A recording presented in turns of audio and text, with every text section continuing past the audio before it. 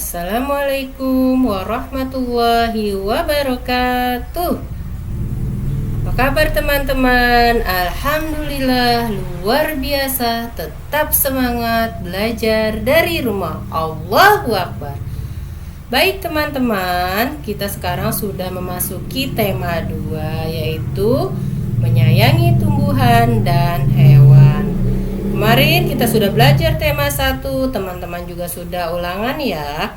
Sebelum pembelajaran, jangan lupa teman-teman baca doa belajarnya, lalu sholat duhanya, murojaahnya jangan lupa teman-teman. Oke, baik.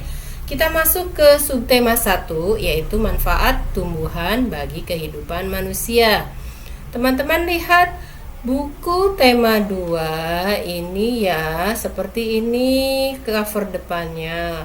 Teman-teman, sebelumnya siapkan dulu buku temanya di samping kalian.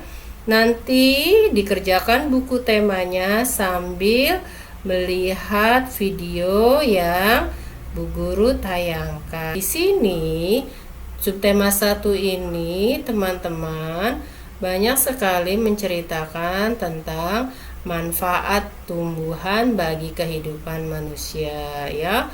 Tuhan menciptakan berbagai macam jenis tumbuhan. Tumbuhan bermanfaat bagi kehidupan manusia dan hewan. Apa sih manfaat tumbuhan? Banyak sekali ya manfaat tumbuhan. Yang pertama adalah satu, manfaatnya sebagai sumber makanan.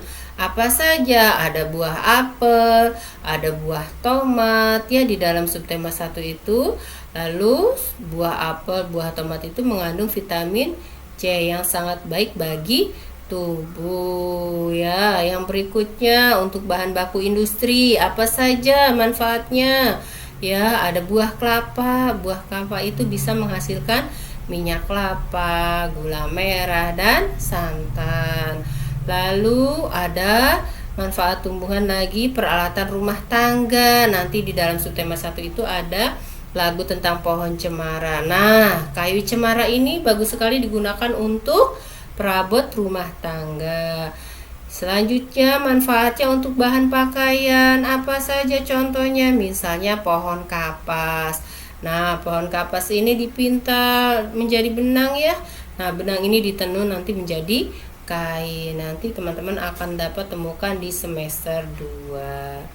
Selanjutnya manfaat berikutnya adalah sebagai pewarna alami. Apa contohnya? Ada kunyit ya yang menghasilkan warna kuning, ada daun pandan yang menghasilkan warna hijau, dan ada buah naga yang menghasilkan warna ungu. Nah, selanjutnya sebagai kesehatan.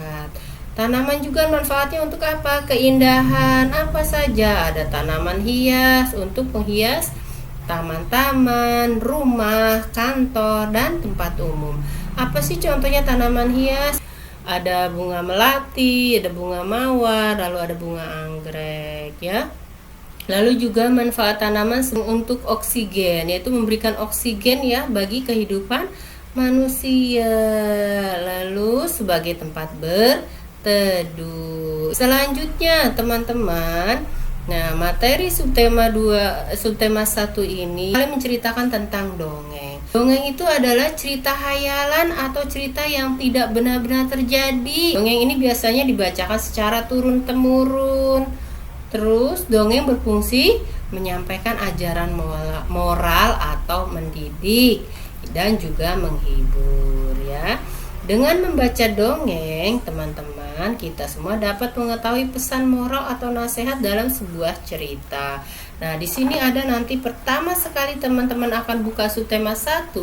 Di sini ada menceritakan tentang pohon apel ya. Teman, apa sih hal-hal yang harus diperhatikan dalam membaca teks dongeng? Yang pertama yaitu lafal.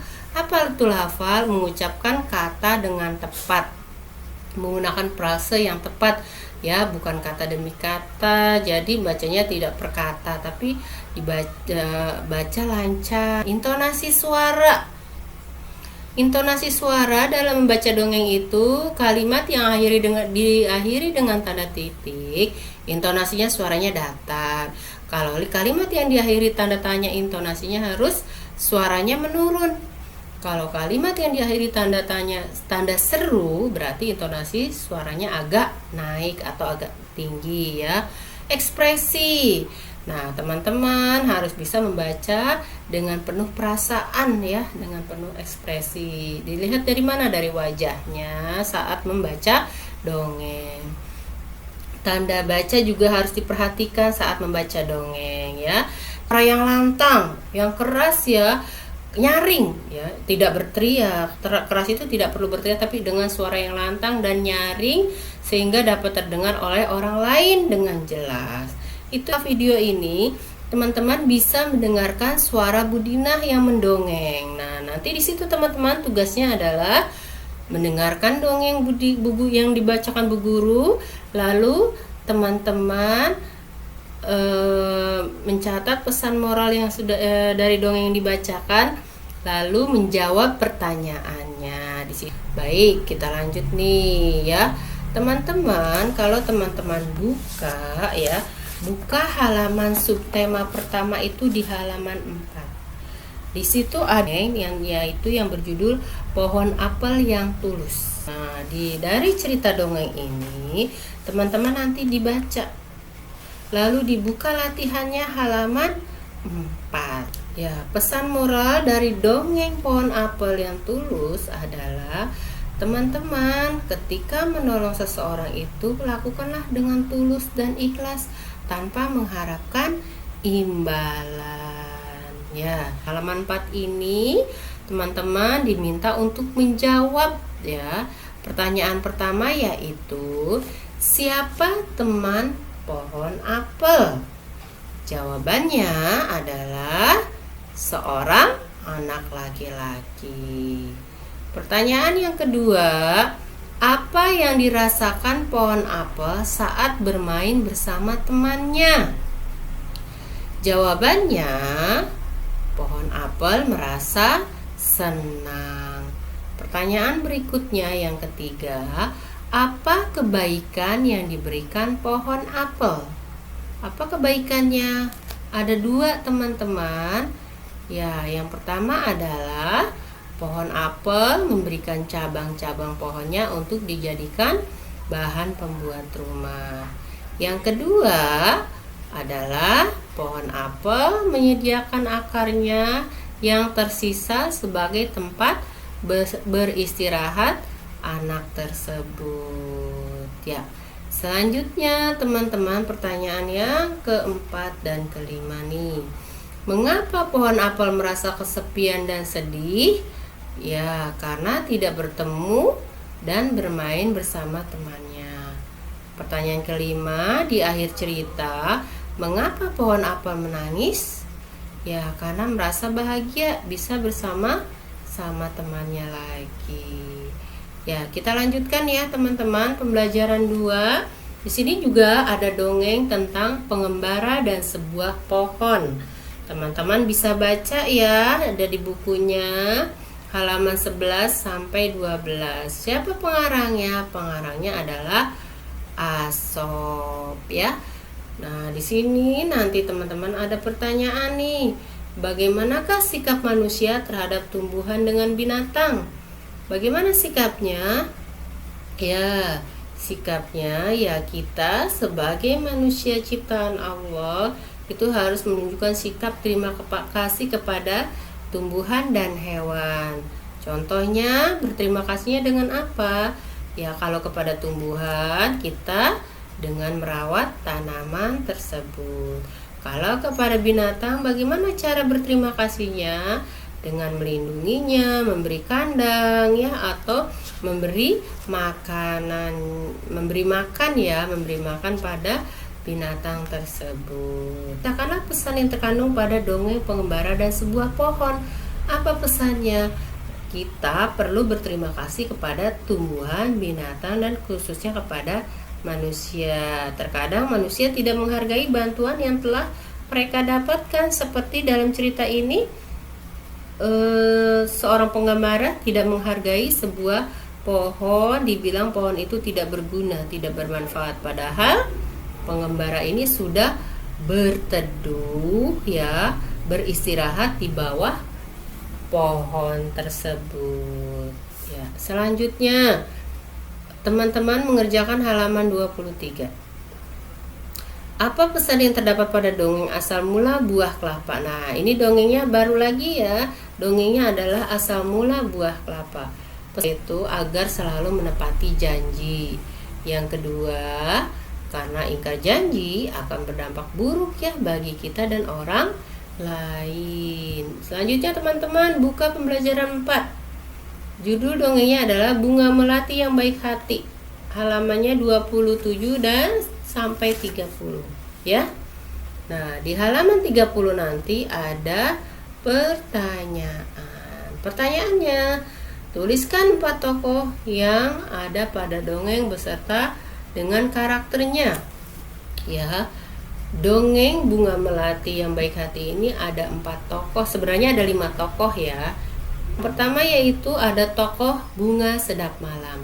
Karakternya dia iri hati, tapi dia berani minta maaf. Yang kedua ada Bunga Anggrek, sama nih, karakternya iri hati, berani minta maaf.